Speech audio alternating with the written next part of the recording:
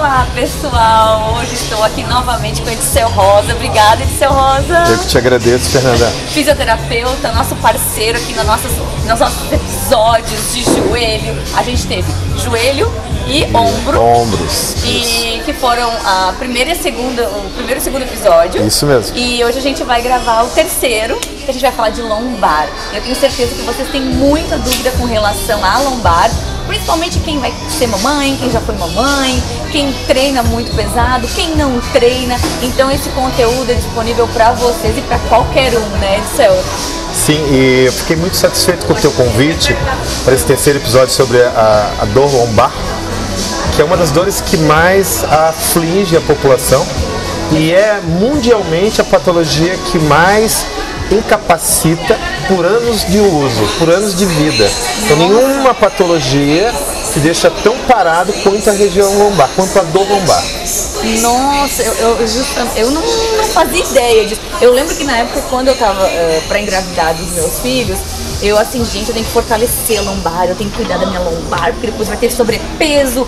E é assim mesmo, essa preocupação, ela existe? Sim, e tem uma história muito interessante aí. A tecnologia, ela ajudou muito a medicina. Então, a gente percebe assim, várias áreas da medicina evoluíram muito.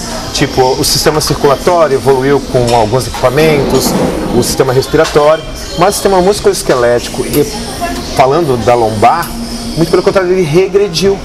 Então, que a tecnologia ajudou outros sistemas, no caso da lombar, ele regrediu. Então, hoje, isso vem subindo, essa incapacidade devido à dor lombar, e hoje ele é o topo das incapacidades.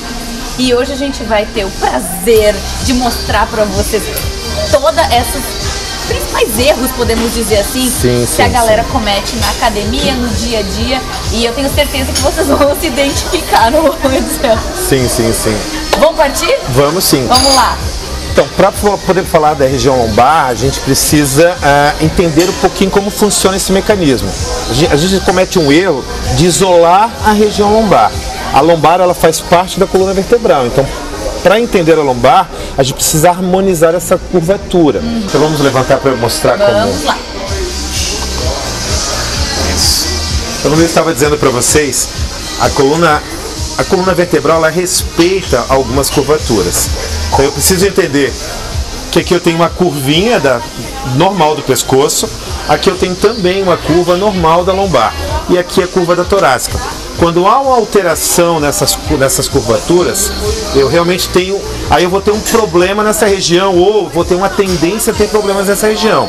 Então eu preciso entender, aqui a Fernanda não tem essa disfunção, mas eu preciso saber que aqui existe uma leve curvatura e aqui também existe uma leve curvatura. À medida que essa curvatura aumenta, automaticamente essa curvatura aumenta. Então a gente vai exagerar um pouquinho aqui, ó, e levar um pouquinho o ombro para frente. Então, percebendo as diferenças, aumentei a curvatura aqui, aumentou a curvatura aqui. Qual seria um dos segredos para isso? A gente apertar um pouquinho a musculatura lombar e juntar um pouquinho a musculatura da torácica. Então, eu ganhando mobilidade na torácica, eu consigo mais estabilidade na lombar. Outro detalhe importante, se vocês forem observar, a região pélvica, né, onde a coluna se apoia. Essa região pélvica, ela é sustentada, pode abrir um pouquinho a perna, Fernanda? Ela é sustentada por dois pilares, que são as duas pernas da Fernanda. Qualquer desequilíbrio nessa estrutura pélvica vai gerar uma curvatura excessiva na coluna. Vamos observar um momento, ó. Se por acaso a pelve inclinar, vou aumentar essa curvatura. Se a Fernanda tiver uma pelve mais voltada para trás, vai diminuir essa curvatura. As duas igualmente oferecem problemas para a sustentação de peso da coluna vertebral, ok? Ao mesmo tempo, se houver um desequilíbrio lateral também dessa estrutura, eu também vou ter uma curvatura excessiva, onde a gente começa a presenciar algumas pessoas que têm um tipo de desvio da coluna chamado escoliose. Então a Fernanda vai inclinar, vai deixar o corpo cair para o lado, só uma inclinação do corpo, e isso, a pelve cai um pouquinho, dá para ver nitidamente aqui um desvio da coluna. Baseado nesses conceitos, os conceitos de mobilidade, fortalecimento, a gente vai explicar para vocês o que a gente pode fazer durante a aula de musculação e o que a gente não pode fazer. Maravilhoso. Uma dúvida. os exercícios para fortalecimento do core, que essa região aqui, ela ajuda nesse tratamento? Sim, ao contrário de que muitas pessoas ainda pensam sobre isso, o fortalecimento não é só do abdominal. O abdominal é um dos músculos do core. Então o core, ele seria toda essa estrutura que reveste essa cintura. O meio do corpo, né? Seria o meio do corpo. Teria essa parte da frente, a parte lateral e a parte posterior das costas. Como se fosse um cilindro aqui. Então ele trabalha como um todo. E a gente vai demonstrar para vocês alguns exercícios para trabalhar essa região. Então vamos botar a mão na massa? Vamos nessa. Então, eu gostaria de mostrar para vocês algumas coisas importantes para que você saiba antes de começar a praticar exercícios que possam machucar teu quadril. O que a gente pode entender nesse primeiro momento? Nós temos uma musculatura que fica bem aqui na frente, onde está a palma da minha mão aqui. A gente chama músculo do ilho-psoas. Essa musculatura do ilho-psoas, ela faz o quê? Ela protege a articulação do quadril. Então, como ela protege a articulação do quadril, qualquer fraqueza no quadril, seja bursite, tendinite, seja impacto, qualquer problema aqui vai sobrecarregar essa musculatura, porque essa é uma musculatura de proteção. Então ela impede que a cabeça do húmero aqui vá à frente. Se ela impede que a cabeça do húmero vá à frente, o que acontece? Ela acaba sendo sobrecarregada. Como ela fica sobrecarregada, ela acaba acumulando muita tensão aqui e aí acaba doendo muito nessa região que a gente chama o sinal do C. Então quando a pessoa coloca a mão e diz assim, eu tenho esse desconforto aqui. Uma das causas é essa tensão excessiva do ilho-psoas. Então o que a gente não pode fazer aqui? Quando a pessoa tem esse excesso de desconforto, evitar os alongamentos. Porque se você vai alongar uma musculatura que está tensa aqui, vai acontecer o quê? Vai gerar mais desconforto ainda. Então o segredo aqui é buscar um profissional que iniba essa musculatura, ou seja, que diminua o excesso de tensão dessa musculatura. Vou dar um exemplo para vocês de exercícios que sobrecarregam essa musculatura e essa articulação, ok? Pode deitar, Fernanda. Isso. Um exercício muito comum na academia é o que a gente chama de elevação da perna estendida. Esse exercício, a sobrecarga no quadril, ela é maior do que o peso corporal, porque esse peso de toda a perna fica apenas sustentado por essa articulação. E aí a sobrecarga é muito grande. Então se você tem dor no quadril, recomendo, esse exercício você não deve fazer. Uma outra situação muito interessante, que a gente vê muito em academia também, é o alongamento excessivo do quadril. Quando ela vai abraçar um joelho, acho que eu vou trocar a perna para a gente mostrar. Isso, vai abraçar e segurar nessa posição. Essa estrutura, quando a gente está nessa posição para alongamento do ilho-psoas, vai aumentar ainda mais a tensão dessa musculatura, vai deixá-la mais tensa e vai aumentar a dor, porque está sobrecarregando essa estrutura, esse osso, empurrando ele para fora. Então isso vai irritar ainda mais essa musculatura. Esse é o tipo de exercício que a gente deveria evitar, principalmente quando se tem dor no quadril. Bom, outro alongamento também que é muito comum em academia, pode subir um pouquinho, Fernanda.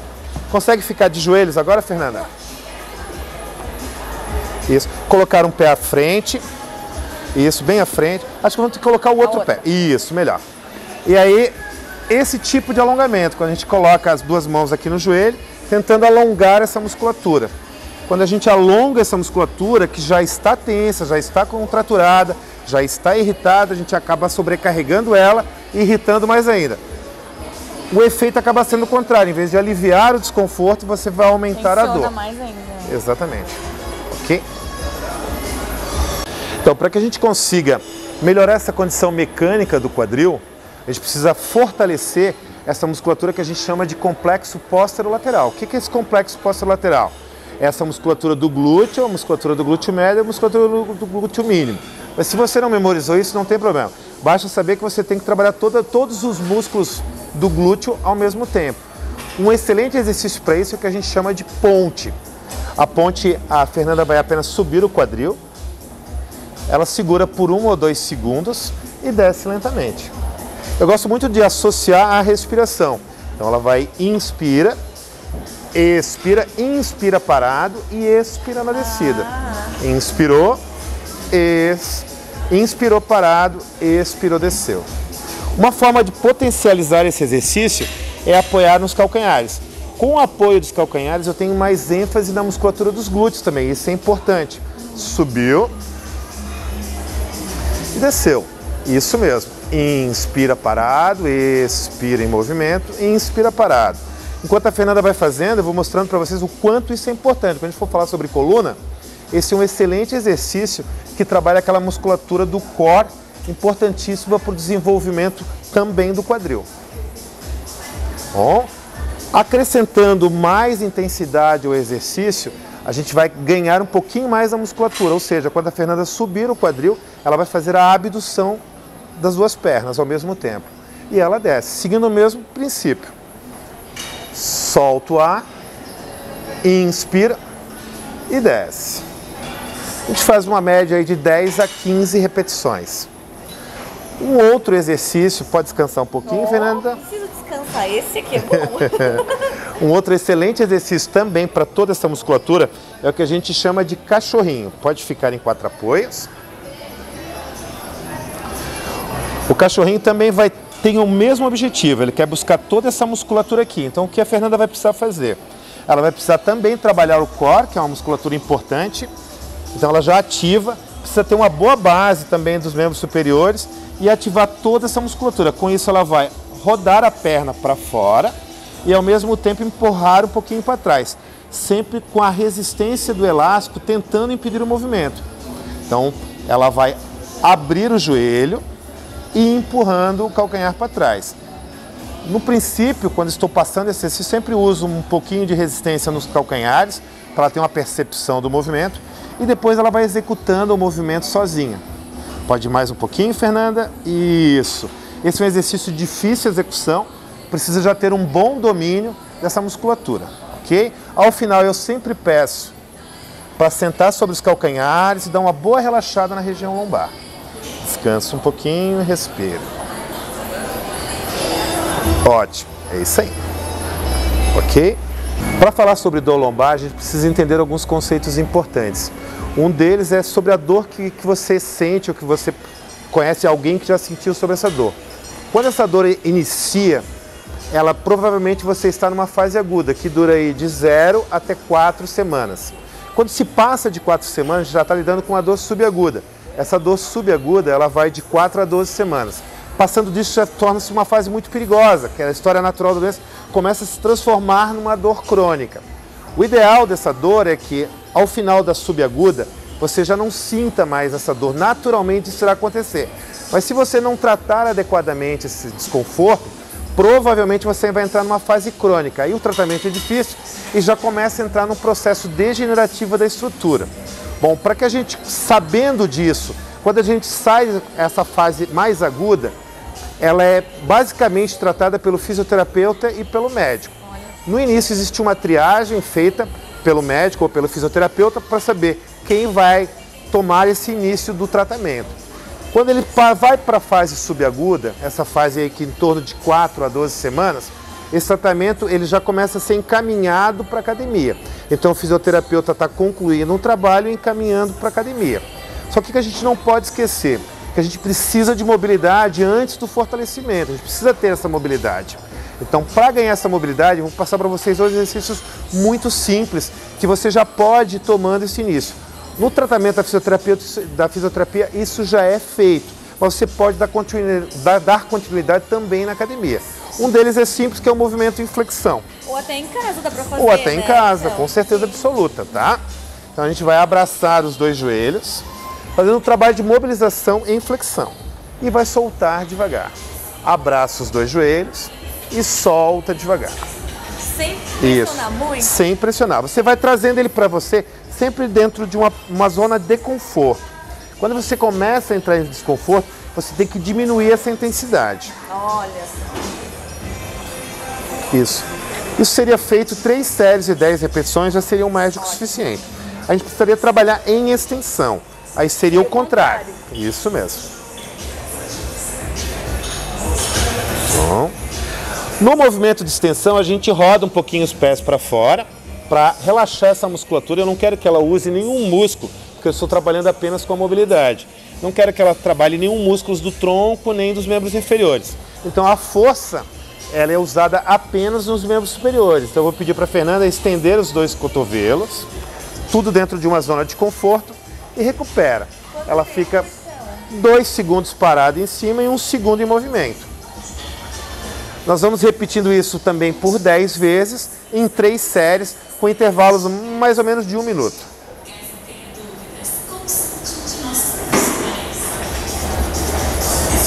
Muito bom, Fernanda. Bom, ao final é só deitar e descansar. Isso.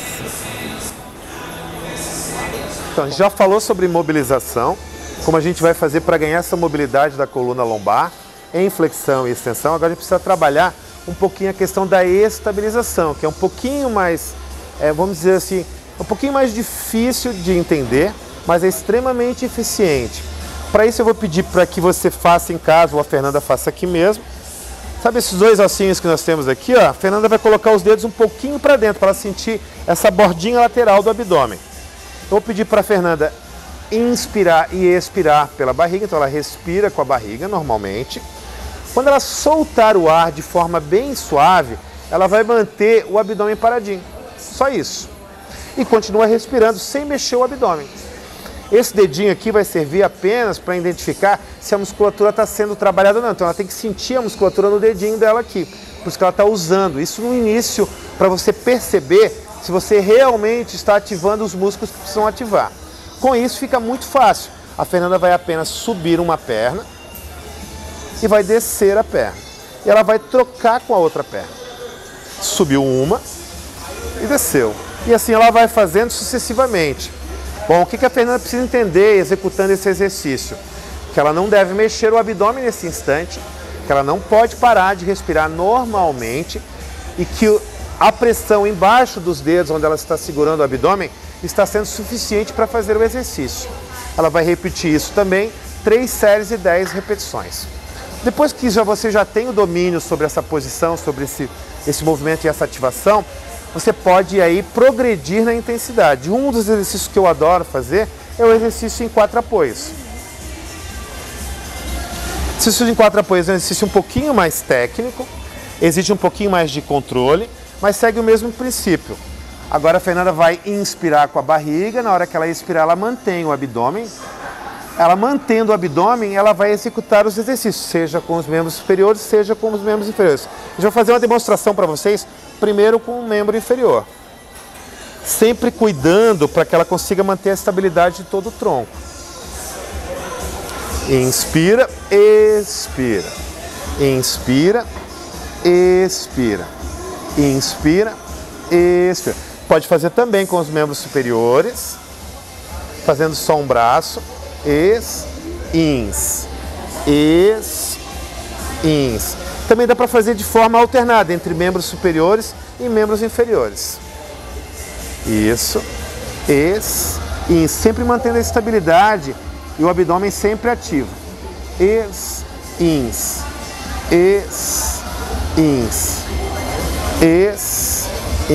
Ao final, como sempre, a gente busca descansar um pouquinho a lombar. Incrível como assim é uma sensação até gostosa de alívio, mas o mais importante, gente, é isso aqui tá presinho. Sempre ativo, sempre ativo.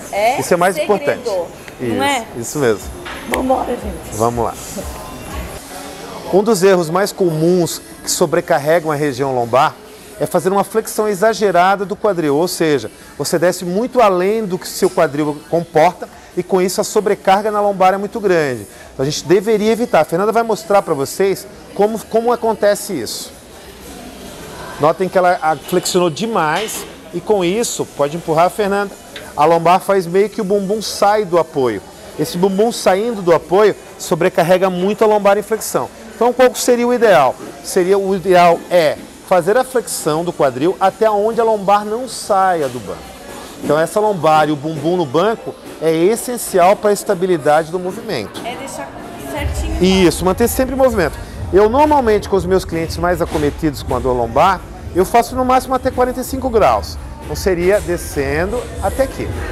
E aí já subiria. Então nesse momento, Claro, eu perco um pouquinho em recrutamento de fibras musculares, mas eu também estou ganhando muita força no quadril e protegendo a minha região lombar, não descendo tanto. Ok? Isso, agora tenta fazer bem errado, né? Bumbum mais para cima um pouquinho, desce um pouquinho. Aí, agora sim. Agora sim. Agora vai, fecha mais a perna um pouquinho, que o pessoal faz bem assim com a perna fechada. Isso. Ótimo. Isso, esse é o errado. Isso mesmo. E agora o certo. Isso. Certo, coluna bem retinha, mais para cima um pouquinho. Aí. E vai só até 45. Isso aí, perfeito. Sobe. Isso mesmo. 2. 3. Ótimo, bem legal. Okay? Um dos conhecimentos que precisamos ter sobre a região lombar é sobre a forma como a gente vai alongar essa estrutura. Então é muito comum a gente ver as pessoas alongando sempre com o joelho completamente hiperestendido e levando os braços lá embaixo. Esse tipo de alongamento, ele não é só um alongamento muscular, ele também é um alongamento neural. Então esse excesso de alongamento neural pode sobrecarregar essa região. Pode descer novamente, Fernanda? Então pode sobrecarregar essa região. Então o que a gente deve fazer, deve evitar esse excesso de extensão e principalmente quando for flexionar, precisar flexionar, destravar levemente o joelho. Então a Fernanda destrava um pouquinho o joelho, não é flexionar, é apenas destravar o joelho e ela pode exercer a flexão naturalmente. Bom, e isso, subindo, Fernanda, a gente pode transportar para qualquer exercício que você execute na academia. Por exemplo, a cadeira extensora. E a gente percebe, eu vejo isso muito na academia, nas academias, as pessoas fazendo o exercício com a extensão máxima de joelho e flexionando completamente o tronco, a cabeça. Esse tipo de movimento com a ponta dos pés, a perna estendida, tem uma carga muito grande na região lombar. O que a gente precisaria fazer para diminuir isso? Ou qual é a forma correta de executar? Seria levantar a cabeça e não chegar à extensão máxima. Então a Fernanda vai flexionar, pode ir até 90 graus mesmo, Fernanda, bem baixo, e não chegar à extensão máxima. Os alunos com comprometimento lombar vão ser beneficiados com esse tipo de comportamento durante a execução do exercício, ok?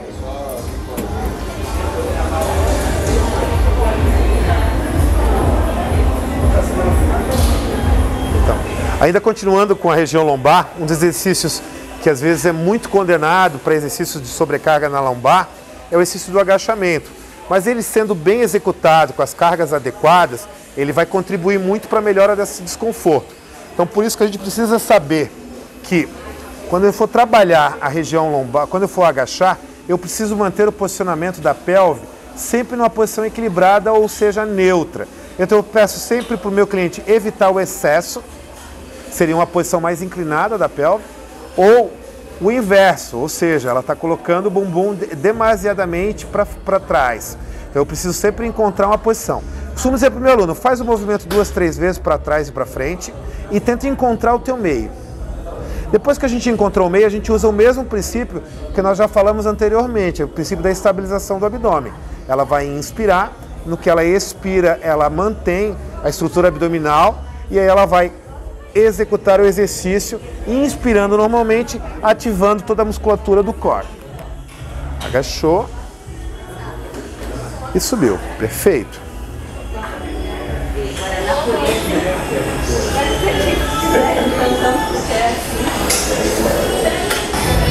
Conhecimento e informação é o objetivo desse nosso trabalho aqui lindo que a Edicel nos ajudou a fazer. Obrigada, Edicel. Hoje a gente concluiu a parte de lombar e eu tenho certeza que vocês ficaram com aquela vontadezinha de tentar fazer certo, não foi? Ou pelo menos descobrindo que estavam fazendo alguma coisa de errado. Eu espero que vocês tenham gostado.